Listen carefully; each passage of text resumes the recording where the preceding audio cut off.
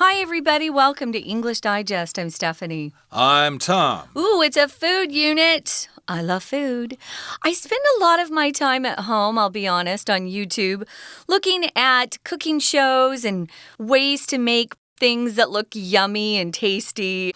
I quite love just eating. I'm not so much a cook. I don't really have a good kitchen like you, Tom. You guys have a great kitchen. I don't know where you got that idea. Our kitchen, you have a kitchen is very small, but yeah, I guess we have one. I don't really have one. Nothing. Yeah. Yeah, I have a kitchen sink and I have a hot plate. And I can make some pretty good dishes, but I don't have an oven or a microwave. But yeah, I sure do love watching people who are good at it, especially, competition shows. Like, for example, I just came from watching Top Chef Canada because I pretty much memorized Top Chef America. So I'm on to the Canadian contestants.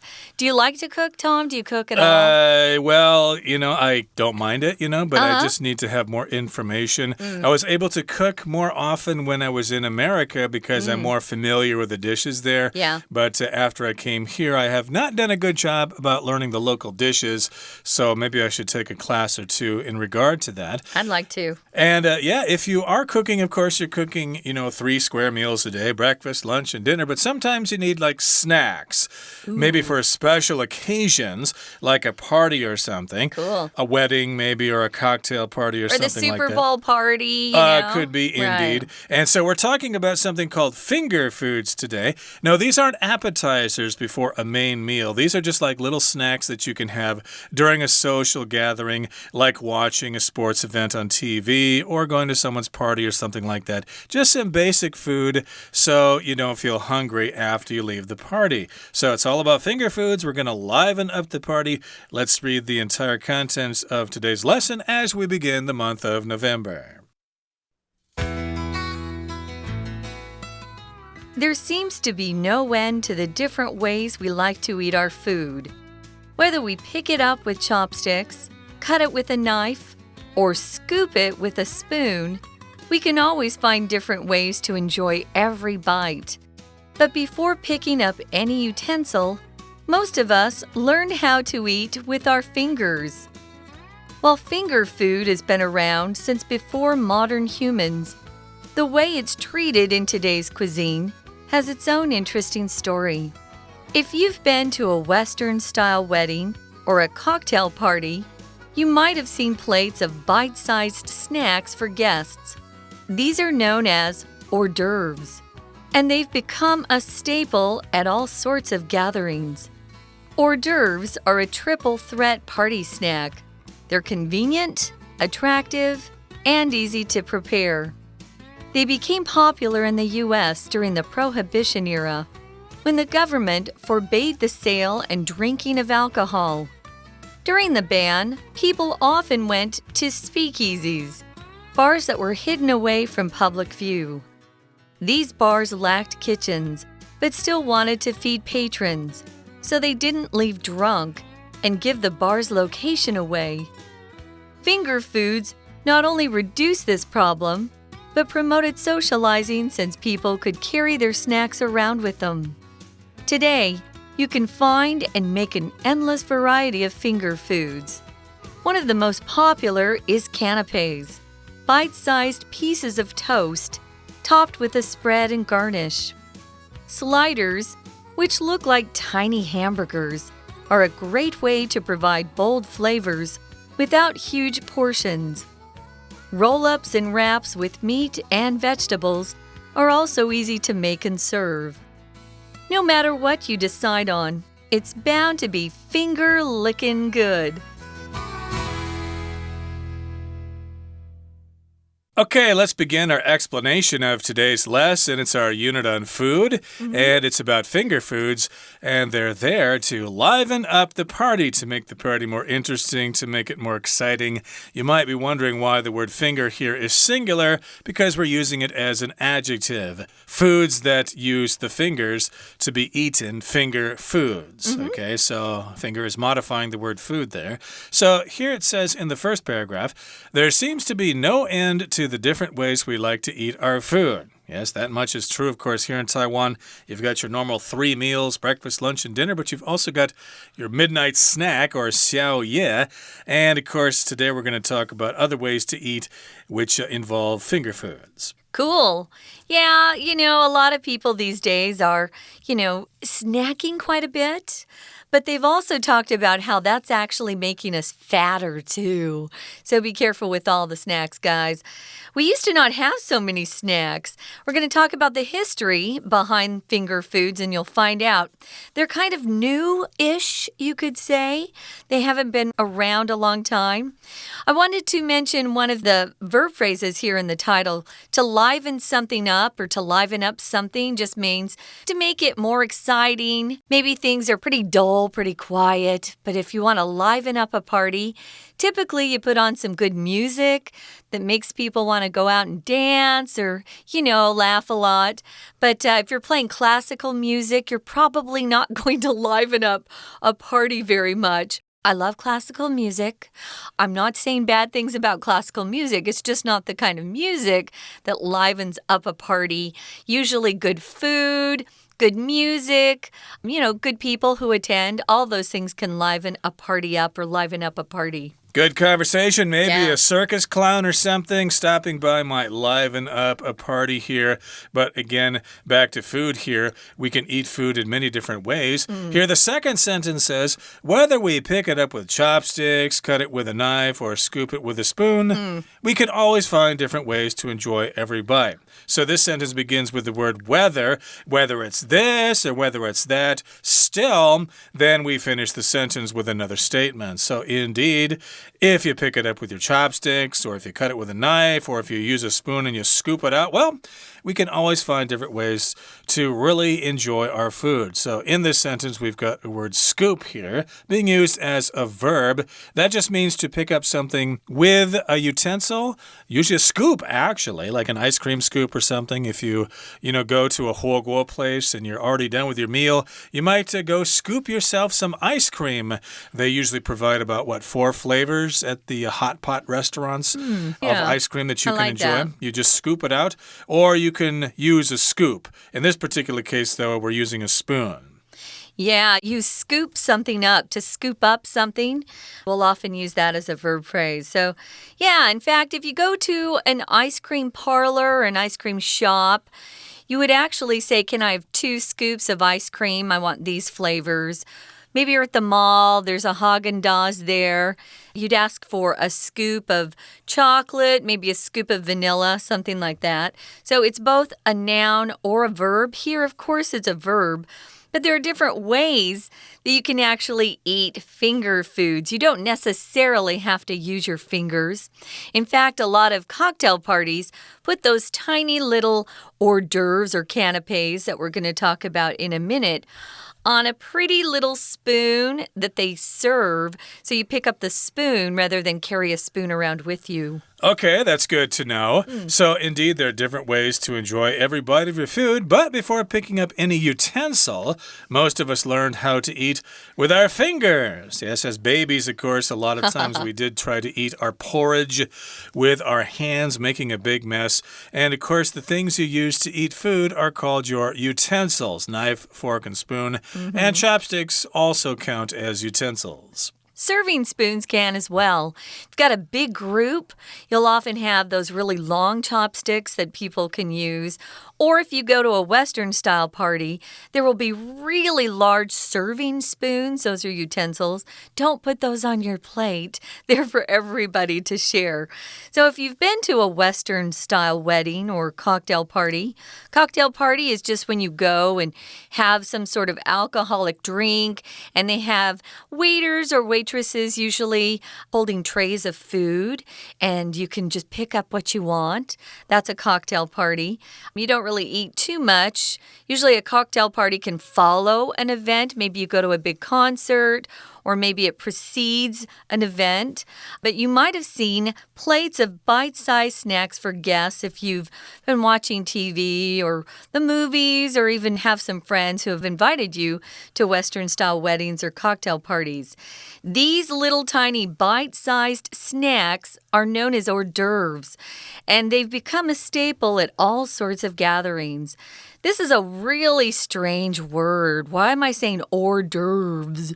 Actually, if you were speaking French, this is a French phrase. You wouldn't even say the S at the end. You'd just say hors d'oeuvre, and there would be no S. But I'm speaking English, and now this word has been incorporated into our language. Hors d'oeuvre just means a really tiny bite-sized piece of food, typically smaller than an appetizer. It just kind of gets your mouth, ready to eat more food, but those are hors d'oeuvres.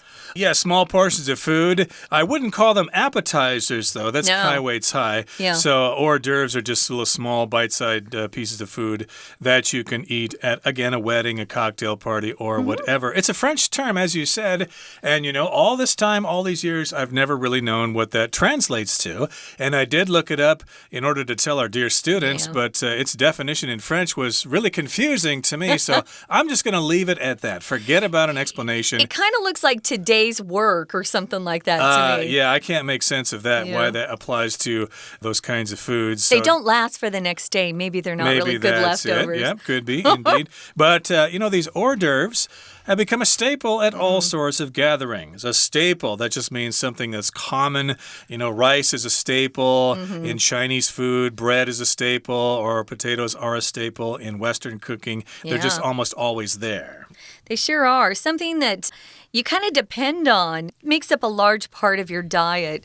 Well, here, they have become a really important part of gatherings. Could be a party or, like we said, a cocktail party, a Western-style wedding.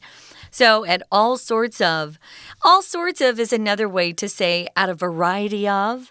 So you've got like different kinds of gatherings or all sorts of gatherings. Yeah, I'm sure you've all been to all sorts of parties here in Taiwan, or you've eaten all sorts of cuisines from different countries. So lots of different varieties. That's what all sorts of means. After the of course, you're going to put a noun. So hors d'oeuvres are a triple threat. We're going to talk about why they're a triple threat party snack. But in order to find out the answer to that, you're going to have to stay tuned. We're going to listen to our Chinese teacher first. Hi everyone, my name is Jenny. 我们今天要看的是第一单元。这个单元呢是一个刻漏字的练习，所以呢我们来看这个文章里面有7个空格。我们先从第一个空格看起。好，文章里面就提到 finger foods 这种小点心。我们有很多种的方式。那你要享受点心的各种方式，不管是用筷子夹、用刀子切、用汤匙舀都可以享用到，所以前后文看起来这个选项就是选项的 C whether 不管不论。好，我们再来看接下来他就提到了，其实 finger food 比我们现代人还要早出现。这里第二格后面关键字是在于 since 这个字原来它的意思就是自从什么时候，那它后面接了一个时间的点，前面动词部分时态我们通常就会用现在完成式，所以当它后面说这个 finger food 它出现的时间比现代人还早，它从那时候就已经出现了。时态上下面的选项里面要选的就是 D has been around， 这才是现在完成式。好，接下来我们看下面一段呢一直到第3个空格这里，这边提到了如果说你呢去参加过西方他们的婚礼也好，他们的鸡尾酒派对也好，你在这些场合里面大概都会吃到这种开胃小点。好，那我们知道从前面提到的这些场合 wedding party， 那我们知道不管是哪一种聚会，你大概都会吃到 finger food。所以从前后文看下来，第3个的选项提到了 all sorts of gathering。选项 B gatherings 就代表聚会的场合。其他的选项呢，像 A exceptions 就是代表例外，像后面的 C ministries， 这代表政府的各个部门部会。再来选项的 D refreshment， 这个指的是食物饮料。虽然感觉上 D 选项跟前后文有关系，可是仔细读它谈的不管是哪一种聚会，所以呢，从前面的 wedding、cocktail party 可以找到它的相关性。We're going to take a quick break. Stay tuned. We'll be right back.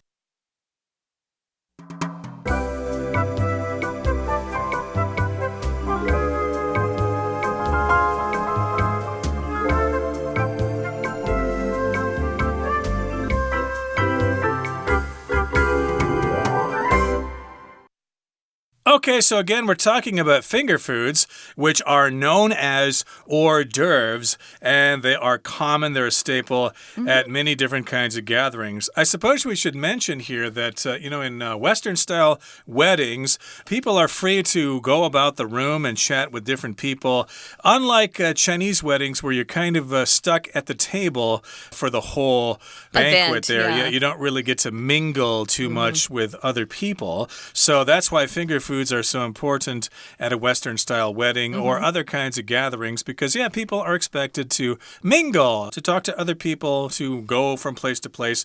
Let's get back to these hors d'oeuvres here. They are a triple threat party snack. Triple threat. Triple means 3 of something. Threat usually means some kind of warning that somebody gives you. Hey, if you don't do what I say, I'm going to hit you in the mouth as hard as I can. That's a threat. But here, triple threat, I guess kind of means it has 3 advantages. It came from Broadway, actually. If someone was described as being a triple threat, it meant they could sing, dance, and act. Some people who are on Broadway are just really good dancers or singers. But if you can do all 3, you're a triple threat. You're someone who usually gets the roles. So you were a threat to your competition. So these are really great because they're convenient, attractive, and easy to prepare. I have to say they're not always easy to prepare. It depends on your skill level, but they can be easy if you pick some easy ones. They became popular in the U.S. during the Prohibition Era. The Prohibition Era is a period of time in the United States when we actually tried to outlaw alcohol. We were very unsuccessful. So people were trying to sneak it and make their own, and it kind of was a mess. So that was actually repealed as a law, which meant they passed it as a law. It didn't work out, so they took it back. They said, forget that law. It was too much trouble. We'll let people drink, Notice in prohibition there we've got the word prohibit. So during the time that alcoholic beverages were prohibited in the U.S., maybe that was the 1920s or so, the government forbade the sale and drinking of alcohol. So during the ban, when people couldn't get beer or wine, people often went to speakeasies. A speakeasy. Okay, what the heck is that? Well, it's a kind of bar that was hidden away from public view. The police probably knew about it, but maybe they looked the other way or something like that. A lot of police were actually in there drinking. Probably indeed, or they took bribes or something like that. So in any case, if you were living in the United States during the 1920s and you wanted to get drunk, there are ways to do it. And one way was to go to a speakeasy, and that's where finger foods were born. Cool, huh? I didn't know this until I read the article. Now, during the ban of alcohol, that is, people often went to these, and like Tom said, they were hidden away from public view. You kind of had to tell friends where they were located. They weren't advertised. There wasn't a sign on a building, and you had to know a password to get in. It's kind of fun. So these bars lacked kitchens. Usually they were in strange little places, usually in basements a lot of times. So they didn't have kitchens, so they really couldn't prepare a lot of food for the customers. customers. Here we're calling them patrons. If you're a patron of something, you are someone who goes and sees something or participates in something, but you're a customer of whatever is being provided. Here, of course, they're patrons of the speakeasies.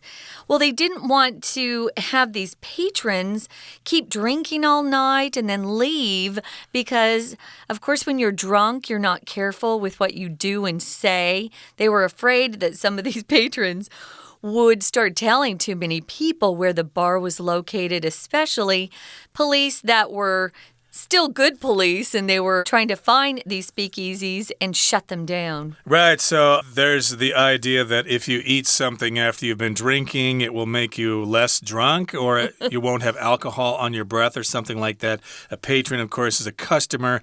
So finger foods not only reduced this problem, but promoted socializing since people could carry their snacks around with them. So indeed, socializing here, talking to other people, mingling there you go. With people at a wedding. Hey, you don't have to sit at a table and enjoy your meal there and just talk to the people next to you. You could actually get up, take the food with you, or go pick up a sandwich from the table and go chat with that hot-looking guy across the floor that you've been eyeing all night. Now, Tom did say, of course, that at Western weddings, we don't have to stay in one position at one table that we're assigned to.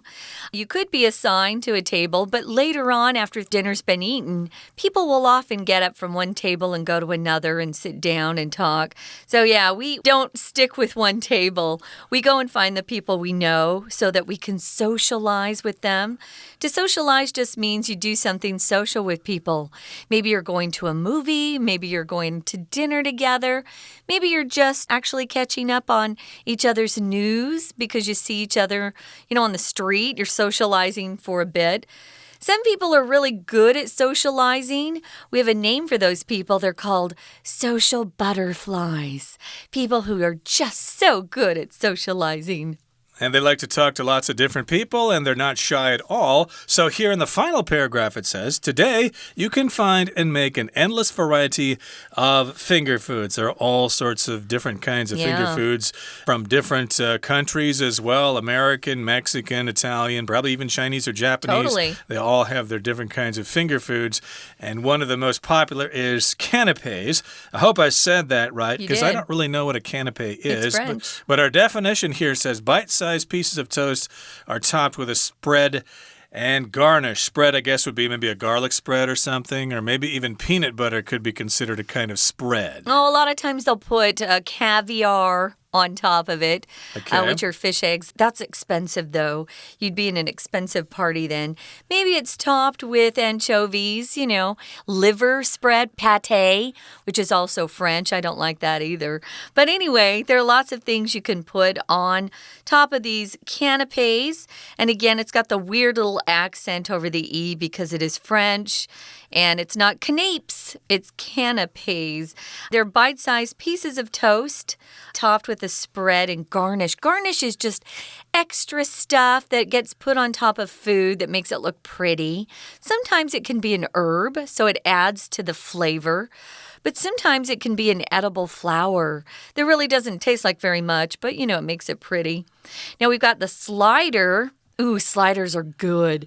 They look like little tiny miniature hamburgers, and those are quite popular at parties, especially amongst the guys who are actually hungry and eat about 10 of them.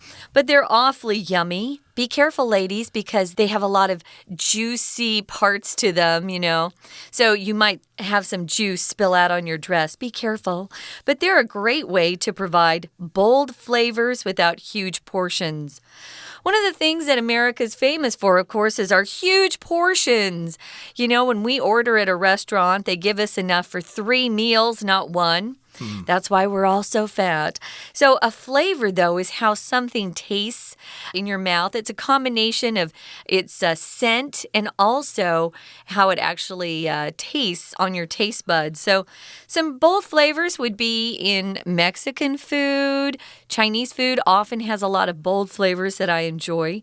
But you just want to keep the portion smaller if you're making either finger food or canapes or hors d'oeuvres. And there are other kinds of finger foods like roll-ups and wraps, which to me are very similar. You just have some sort of skin or some flat bread and you wrap it around meat or vegetables. Tortilla. Okay, and they're also easy to make and easy to serve. So yeah, just get yourself a couple of recipes off the internet and you're good to go for your next party. So no matter what you decide on, what you decide to eat or prepare, it's bound to be finger-licking good. That, of course, is the advertising slogan for Kentucky Fried Chicken. Our writer here has used it very cleverly because we are indeed talking about finger foods. So yes, indeed, they're finger-looking good. They're so good that you want to lick your fingers afterwards. I noticed that when I read this, though, I pronounced it the way we pronounce it in the States, finger-licking.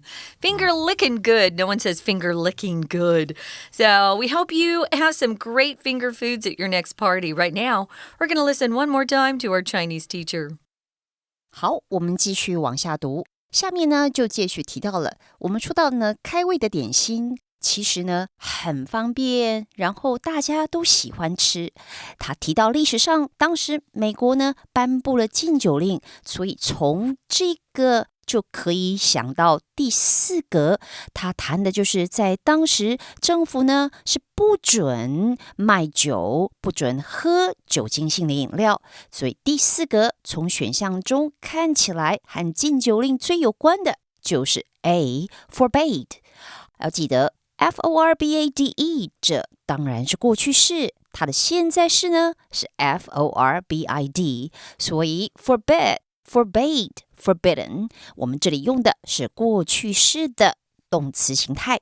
那么其他的几个选项呢，像 B import， 这代表进口， C applaud， 这代表赞赏，而 D 选项 proceed 代表朝某一个方向前进，这在这个地方看起来并不适合。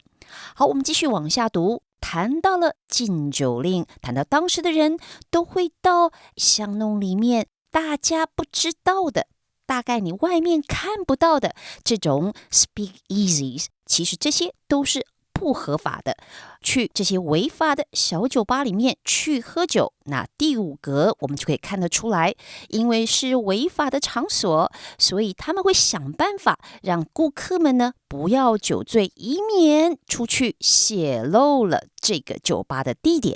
所以第5格看前后文应该最适合的就是要表达泄露这个含义，所以选项中的 A give something away，这就代表泄露。那其他的选项呢，我们来看一下，像 B hand up 就是把东西挂起来， take on 就是接受或承担一个责任跟工作，还有 put off 就是延后，很明显都不对。